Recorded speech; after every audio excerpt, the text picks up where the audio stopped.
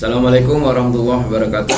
Waalaikumsalam warahmatullahi Alhamdulillah wabarakatuh. nasta'inu wa nastaghfiruh wa na'udzu billahi min syururi anfusina wa min sayyiati a'malina. May yahdihillahu fala mudhillalah wa may yudlil fala hadiyalah.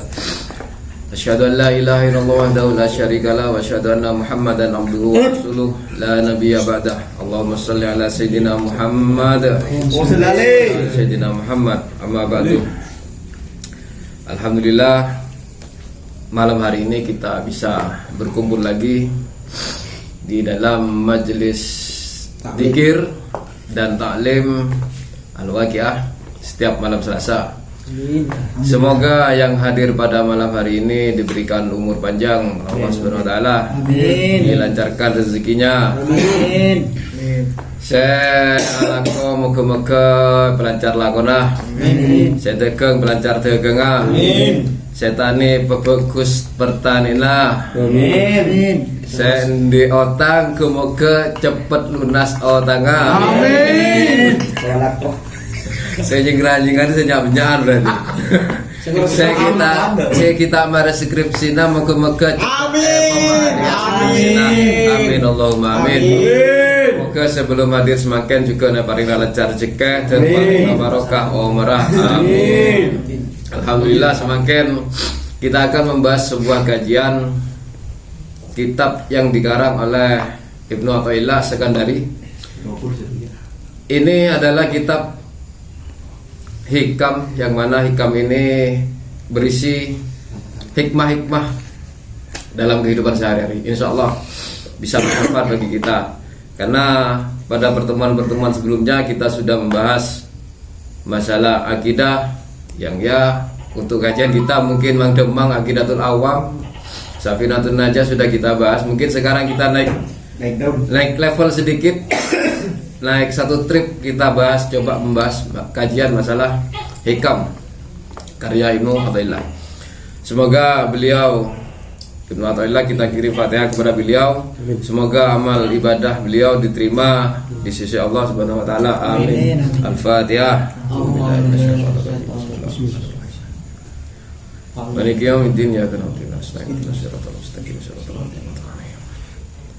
Semoga yang menyampaikan dan yang mendengar juga mendapat barokah dari Allah, mendapat rahmat dari Allah, juga mendapat kucuran ilmu sebagaimana Allah mengucurkan ilmunya kepada beliau Ibnu Athaillah. Al-Fatihah.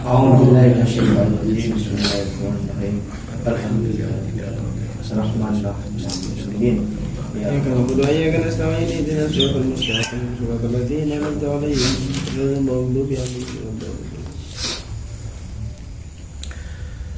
Kita mencoba memulai dari hikmah yang pertama. Al-hikmatul ula, hikmah yang pertama dari kitab Al-Hikam ini yaitu min alamatil i'timadi 'alal amali nuqsanur raja inda wujudi zalali. Min alamatil i'timadi 'alal amali, dari tanda-tanda bersandarnya terhadap sebuah amal, nuqsanur raja, berkurangnya pengharapan kepada Allah, inda wujudiz zalali, ketika terjadi sebuah kesalahan. Mungkin untuk kita apa maksud dari anak? Ya, bingung ya. Min alamatil i'timadi, tanda-tanda bersandarnya seseorang terhadap amal. Al-i'tibad, bersandar. Kita tahu, coba kita bersandar gimana? Nyaman kan? Nyaman. Bersandar adalah memasrahkan tubuh kita kepada apa yang disandarkan. Cobalah bangun nyander, Tak ada tengah. tak kayak tengah. Iya. Orang kapi Nyaman bos. dipasrahkan kepada apa yang disandarkan. Itu artinya bersandar. Di sini Ibnu Athaillah mengingatkan kepada kita, kita tidak boleh menyandarkan diri kita terhadap amal kita. Sebelum lebih jauh, kita harus tahu dulu napa nikah amal. Oke, napa sih yang dimaksud dengan amal yang dimaksud oleh Ibnu Athaillah ini? Al-amalu al-harakatul jismi wal qalbi. Amal nikah gerakan badan Ateh. Jadi ketika badan kita bergerak, ini kan namanya amal. Baban nginom bidang amal. Kita alakoh amal. Hati kita bergerak pun rasa diretang ke nikah amal, meskipun juga nikahnya mana amal. Berzikir hati kita nikahnya mana amal. Nikah saya sebut kalaban amal. Fa in taharraqa mimma fihi fa in taharraqa bima fihi sawab. Apabila di dalam amal itu terdapat potensi mendatangkan pahala, summiyat ta'atan, nikahnya maki taat. Ketika badan kita bergerak yang memunculkan potensi pahala, mendapatkan pahala dari Allah, nikah sebut taat. Jadi kita sedekah segala sudah kita lakukan, nikah disebut amal taat. Terus sebaliknya, fa in taraka bima fihi iqab, yang mendatangkan siksa, yang berpotensi mendatangkan siksa Allah, sumiat napa? Maksiat. Nikah disebut maksiat. Jadi maksiat nikah termasuk amal giyah. Jadi amal nikah benikun cuma erong lorong amalun jariyatun. Nikah benikun enggak gini kepada Allah. Jadi amal maksiat, amal taat. Nah, Ibnu Athaillah ingin mengingatkan kepada kita al-i'timadi alal amali, nikah menyandarkan diri kepada amal. Ada apa? Apa maksudnya menyandarkan diri kepada amal? Kanjeng Nabi pernah ada di dalam suatu hadis, la yadkhula ahadakumul jannah amaluhu. Tak kira masuk ban kabiriyah ke surga karena amal ban. Jadi amal kita ini tidak menjamin kita masuk kepada surganya Allah. Qalu adabu para sahabat, wala anta ya Rasulullah. Panjenengan juga ya Nabi. Wala ana, engkau giyah tak kira masuk ke surga karena amal kok. Terus disambung sama Kanjeng Nabi, illa ayataqamadan ya Allah birahmatihi, kecuali Allah meliputi aku dengan rahmatnya. Maksudnya apa? Amal kita tidak bisa mengantarkan kita ke surga kecuali Allah merahmati kita, kecuali dengan rahmatnya Allah. Faham gitu Pak? Sampai kata paham? Paham. Rahmatnya apa gitu? Rahmat ini Bapak. ya, rahmat ini kasih sayang Allah. Di keridhaan kita nanti kita bahas itu. Jadi sementara ini pemahaman kita tidak bisa menyandarkan diri terhadap amal kita. Misalkan, aku wis sholat, aku wis zakat, wis poso, berarti aku iki wis mlebu surga. Gak ngono. Orang mesti. Ndak ngono, ora mesti. Angel tuluranmu yo angel lho. Rahman nyender. Angel. Kira Kenapa kita tidak boleh menyandarkan diri kita kepada amal kita? Karena amal kita ini juga belum jelas diterima tidaknya. Contoh Mas Ajay Al-Janggawi misalkan sholat asar, subuh matang. tahiyat rokat pertama sampai rokat akhir tahiyat khusyuknya luar biasa. Ketika beritahu assalamualaikum, aduh matang calon metuah. Sholat pas jen besok khusyuk. Biasa negeri kin saya tahiyat di kabel celenok, capok suara metuah lurus tanjang gitu. Nah, ini sudah mengurangi nilai keikhlasan kita dalam beribadah. tidak menjadi jaminan sholat kita diterima oleh Allah. Jadi tidak layak kalau kita membaca itu, tidak layak kita menyandarkan amal kita kepada Waalaikumsalam.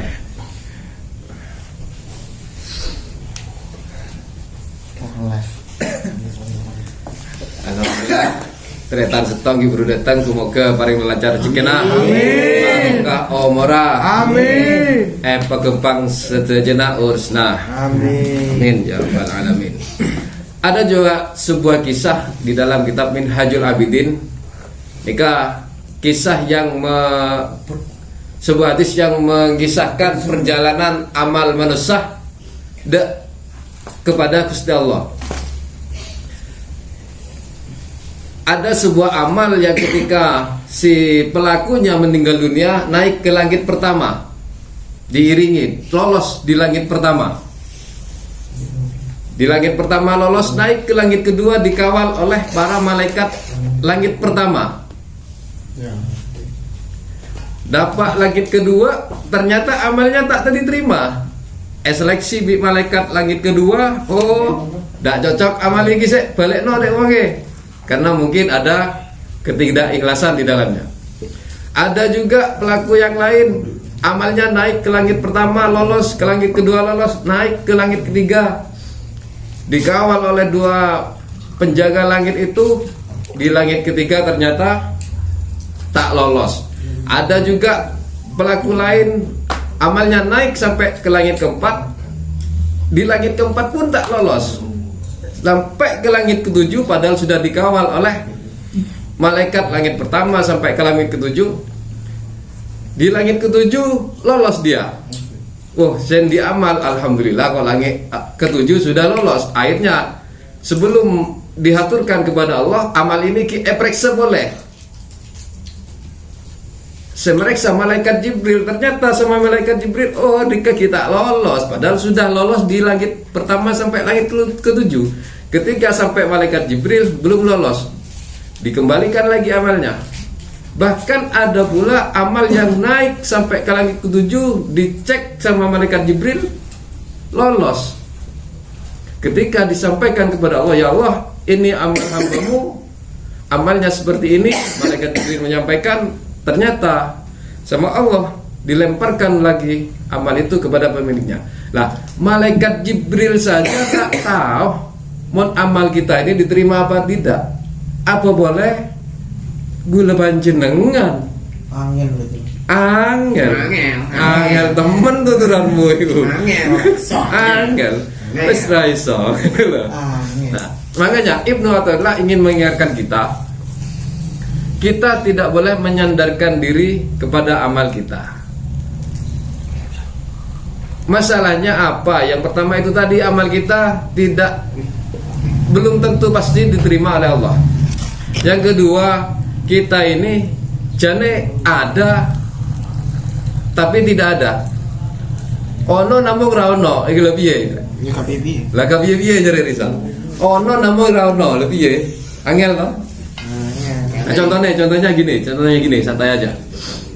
Yang dimaksud ada tapi tidak ada, amal kita seperti itu. Ya. Saya punya sebuah celurit misalkan, kok diarek gawe ngarek atau gawe medeng orang tak tahu. Sebentar jalan bagus. Saya punya celurit, saya pinjamkan ke Pak Wildan, saya kasihkan ke Pak Wildan. Ada celuritnya. Pak Wildan pegang celurit saya, ada Pak Wildan celuritnya. Dengan bangganya Pak Wildan mengatakan, ya kon diarek kana. Iya. Dia jalan ke Kenana Pesepek, Kenana Pikel. Rencananya malam ini mau berangkat ke Lumajang. Karena pegang celurit yang saya titipkan, dengan bangganya Pak Wildan, kok dikit antara kalau Lumajang santai itu kalau beda tiket nol bisa. Beda arek ya gawe netak mun kayak Pikel. Ketika Pak Wildan mau berangkat, ternyata saya datang. Aren biko galak, tak nger. Pak Wildan, aduh, tewas aku arete di Joko. Jadi amal seperti itu. Kita seperti itu. Jadi kita jangan mengandalkan amal kita dalam kehidupan ini. Yang patut diandalkan adalah Ridhonya Allah. Allah Subhanahu wa ta'ala. Nah, terus ada pertanyaan sehingga skripsi ki ngeluh. Mikir ya apa sih diomongne mau akhirnya ngopi jan. Lah lek ngono Gus, ndak usah amal kita. Buat apa kita beramal? Lawang amal kita juga tidak menjamin kita masuk surga. Simpang siur. Mungkin akan ada timbul pertanyaan-pertanyaan seperti itu. Amal kita tidak akan masuk surga kaya apa awake dhewe iki beramal? Yang bertanya seperti itu adalah salah satu orang yang tidak bisa memposisikan dirinya sebagai hamba Allah. Kalau kita tahu kita ini hamba Allah, nyaman hamba kan? Hamba dan katakanlah zaman Arab dahulu budak, bi majikan, ika budak apa caan majikan, caan budak daya ya lah daya, caan katanya majikan begini ya lakukan begini, katanya majikan begitu ya lakukan begitu, katanya Gusti Allah ya sudah lakukan seperti ini, lakukan seperti itu ya seperti itu. Cuma kita juga tidak bisa mengesampingkan amal kita. Dapun istilah udkhulul jannata bima ta'malun, ban masuk ke surga kelaban apa saya lakukan ini. Nah, ini kan sudah bertentangan dengan apa yang disampaikan tadi. Allah menyampaikan kita masuk surga dengan apa yang kita lakukan. Loh, sedangkan amal kita tidak menjamin itu. Ini kan perintahnya Allah. Dengan rahmatnya Allah, Allah memasukkan kita ke surganya dengan amal yang kita lakukan. Dengan rahmatnya Allah lah. Terus bagaimana kita mendapatkan rahmatnya Allah ini? Bukan kita itu karena sudah tahu amal tidak menjamin kita ke surga, terus kita santai-santai. Tekan ya tak kira tak bermanfaat amal kita, ini semua karena Allah. Untuk mendapatkan rahmat Allah itu kita harus melakukan apa yang diperintahkan oleh Allah. Jadi sholat kita, puasa kita, sedekah kita adalah usaha kita kagui mendapatkan rahmatnya Allah. Apakah salah kita mengharapkan surga? Tidak salah. Tidak salah kita mengharapkan surga. Takut ke neraka salah? Tidak salah. Kita manusia.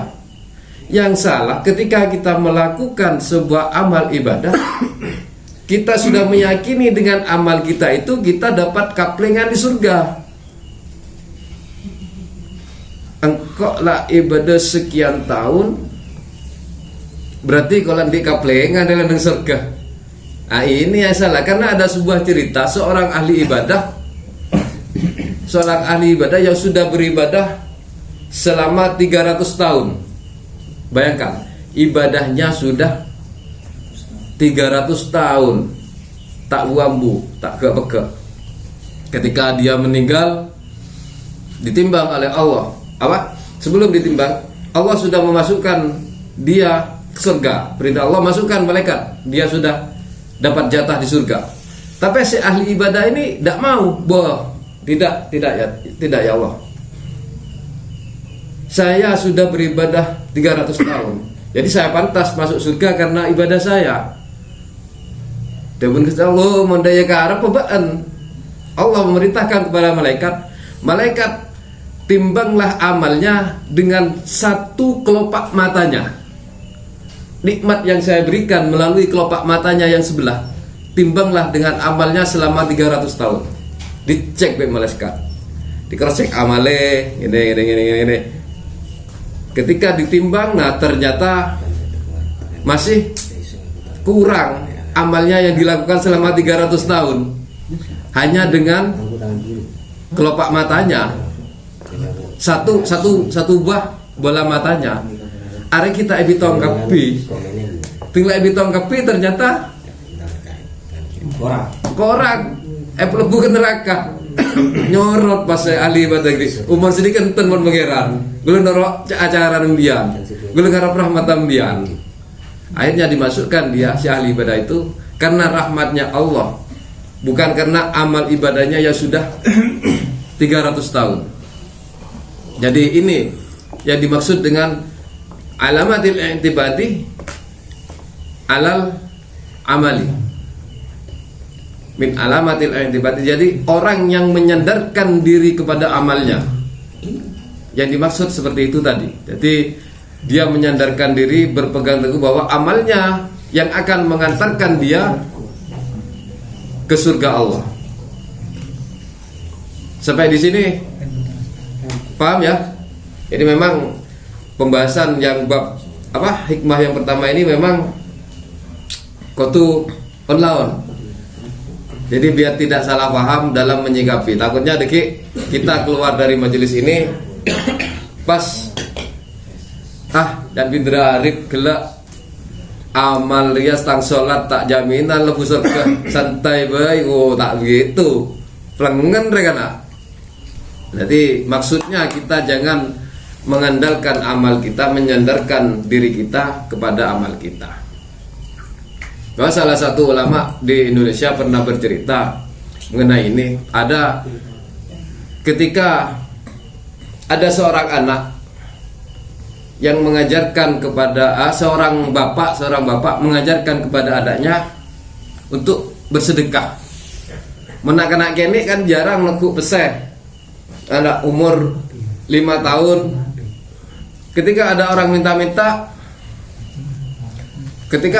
minta-minta, si ayah berkata, beri jong, aja jong, bener yang minta jong, neser.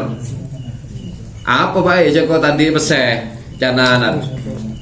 Coba kalak nangis aja, padahal si orang tua ini sudah menyelipkan uangnya ke sakunya tanpa diketahui si anak. Ben mau sedekah, dikit kok beri hadiah. Bocok kok tadi peseh baik. Coba cenggoneng yesaan mi pola beda. Ketika dilihat kok ada beneran uangnya disedekahkan. Nah, ketika terjadi kasus ini, kalau si anak itu tahu bahwa uang yang ada di sakunya adalah pemberian ayahnya, apakah pantas dia meminta hadiahnya? Tidak pantas, karena uangnya dari ayahnya sendiri. Bapak kalau sedekah dimetang hadiah. Dia tidak tahu, karena kalau dia tidak tahu bahwa uang itu memang dari ayahnya, wajar dia berkata seperti itu. Rahmat kita karunia yang ada di diri kita, kenikmatan yang diri kita bukan karena Allah, bukan dari Allah. Mungkin kita dengan sok-sokan mengatakan, ya Allah, kok lah sholat, kok lah sedekah, Pak Soaki kok ke surga. Tapi kalau kita menyadari bahwa semua nikmat ini citlah memang dari Allah, mungkin kita tidak akan berkata seperti itu. Karena semua nikmatnya sudah diberikan oleh Allah. Maka kita mau mengharapkan surganya, masih kita mau menuntut surganya, tidak pantas bagi kita. Itu yang di hikmah yang pertama, min alamatil i'tibati alal amal. Jadi kita tidak boleh menyandarkan diri kita kepada amal kita. Nah, di dalam hikmah yang pertama ini dikatakan min alamatil i'tibati, tanda-tandanya orang yang menyandarkan dirinya kepada amal. Nah, makin karena kita sudah tahu definisi al-i'timad, definisi pengertian dari menyandarkan diri ini, kita sekarang cari tahu tanda-tandanya apa sih? Nah, apa sih tandanya orang yang menyandarkan dirinya kepada amal? Yang pertama sudah kita kupas sedemikian rupa, mungkin nanti kita adakan dialog di akhir-akhir acara. Bahaya berdialog. Bahaya ya. Nah, apa sih tanda-tandanya? Al-i'tibad alal amali, menyandarkan diri kepada Allah. Nuqsanur raja indal wujudi zalali, berkurangnya pengharapan kepada Allah ketika terjadi sebuah kesalahan, ketika kita terpeleset di dalam kemaksiatan, berkurangnya pengharapan kepada Allah. Bingung ya? Jelas bingung. Aku ayo bingung ya. Berkurangnya pengharapan kepada Allah. Contoh, sebuah contoh misalkan ada seorang hamba sudah beribadah, dia sudah sholat sunnah, puasa sunnah, lah kok tiba-tiba sholatnya subuh jenah ajai adzan itu sudah melak. Subuh ketika mas ajai adzan itu sudah melak, tapi terkejut sekejap kejadian lakon saka. Ipan mana yang harus Jadi melak orang guna. Nah, dia sudah melakukan sebuah kesalahan, terpeleset melakukan, dia seorang ahli ibadah, tapi ketika dia terpeleset ke dalam kesalahan, pas tak sholat subuh, nah ini ketika dia pas berkata, ya Allah kok letak bejeng subuh gelak telambas, kok biasa jaga ngedingaki suara ajai adan jaga kayak kok pas tertepole ya Allah, kok todus kementina lah kota apa aja ngejak. Ada kadang yang seperti itu.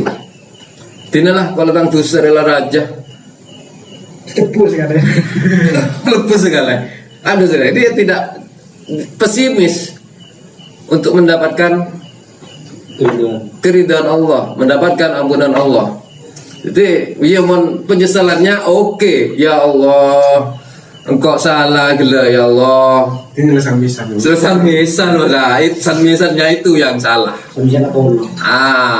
Wujud zalali seperti itu. Wujud zalali. Jadi terpeleset di dalam sebuah kemaksiatan, dalam sebuah kesalahan. Yang benar dan remah. Semua itu bocor. Saya benar. Ketika kita melakukan sebuah kesalahan, kita tetap istiqomah dengan apa yang kita amalkan. Ya Allah, kok kita ngelakukan itu ya Allah, tak sengaja mungkin ya Allah, kok Cakosot tentang amal-amal seribari sang taat seribari karena tu saya lakukan kok ya Allah. Nah itu yang baru benar. Ketika kita melakukan sebuah kesalahan, pun pas kita melakukan kesalahan, pas romoro kita nyorot, pesimis, sebuah rapi pangeran, ini tanda-tandanya kita menyandarkan diri kita kepada amal kita. Tanda-tandanya bahwa kita itu mengandalkan amal kita daripada mengandalkan Allah. Sepatut kita andalkan hanya Allah. Tidak boleh. Coba kasih contoh saya. Coba kasih contoh. Yang patut diandalkan manusia ini siapa selain Allah? Coba teman, misalkan kita mengandalkan teman kita dalam keadaan sakit. Misalkan siapa? Mas Mamat misalkan ya. Cak Mamat misalkan sakit. Dia tak bisa stroke Mat. Misalkan Mas Mamat ini sakit parah. Tuh kok tadi pas butuh berobat. Kondi Mas Bayu ya. Kening yang cewek pesen Bayu sukses. Ya, dia mengandalkan temannya. Telepon Bayu, yo, kau hijau mesin apa yo, kayak operasi yo. Aduh mat kok lamar jabel gitu mat. Nah, kalau kita mengandalkan kepada selain Allah, bisa-bisa seperti itu, tak jadi jaminan. Coba apalagi yang bisa kita andalkan selain Allah? Satu-satunya ya aja aja. Jangan satu-satunya aja, katakanlah. Ya, ini masukan. Aja bener jalan satu-satunya BBR. Ya. Oke. Tuh koknya survei mana? Nah, tang BPKB ke Mas Ajai. Ajai gini ada lagi lek. Koknya BPKB lek ke operasi lek. Di Mamatnya Mamat sepeda mat. Ada mat sepeda mat tak perpanjang. Jual. Nah itu. Tapi ketika kita menyadarkan diri kita kepada Allah, Tidak ada yang tidak mungkin. May yattaqillaha yarzuqhu yaj'al lahu makhraja wa yarzuqhu min haitsu la yahtasib. Allah bakal abri jalan keluar, ben bakal abri rezeki teh tak sangka-sangka jalan. Jadi Ibnu Athaillah di dalam hikmah syekh pertama ingin mengingatkan kepada kita bahwa kita mentang-mentang amal kita sudah bagus, mentang-mentang amal kita sudah baik, kita dipastikan mendapatkan surga. Itu yang pertama pesan dari Ibnu Athaillah. Karena amal itu tidak menjamin kita masuk surga. Yang menjadikan kita masuk surga hanya rahmat Allah. Bagaimana kita mendapatkan rahmat Allah itu? Ya dengan menjalankan apa perintahnya dan menjauhi larangannya. Simple saja nah. Cuma simple karena cuma menjalankan perintahnya dan ngejauhi larangannya. Coba perintah nafas pangeran apa? Sholat 5 waktu selama menit. Sholat kita ini 5 menit paling itu. Jadi Ibnu Athaillah ingin mengingatkan seperti itu. Yang kedua, Ibnu Athaillah ingin mengingatkan kepada kita jangan sampai pesimis terhadap Allah. Kita jangan sampai berburuk sangka kepada Allah. Allah sudah tidak akan mengampuni kita karena dosa yang telah kita lakukan. Kita tetap seberapapun besar kita melakukan sebuah dosa, kita tetap harus ada pengharapan kepada Allah bahwa Allah akan mengampuni kita. Menikeng pas pola kita ngelakonin dosa pas romoro ngocak san misan atau japur becah sekali londu malah londu san misan lah. Itu yang pemikiran yang salah. Mungkin itu kajian hikam yang pertama, hikmah dari Ibnu Athaillah. Semoga apa yang kita sampaikan dan yang kita dengar menjadi manfaat bagi diri kita, menjadi manfaat bagi keluarga kita dan semua orang-orang di sekitar kita. Al-Fatihah. Wallahu a'lam bishawab. Wassalamualaikum warahmatullahi wabarakatuh.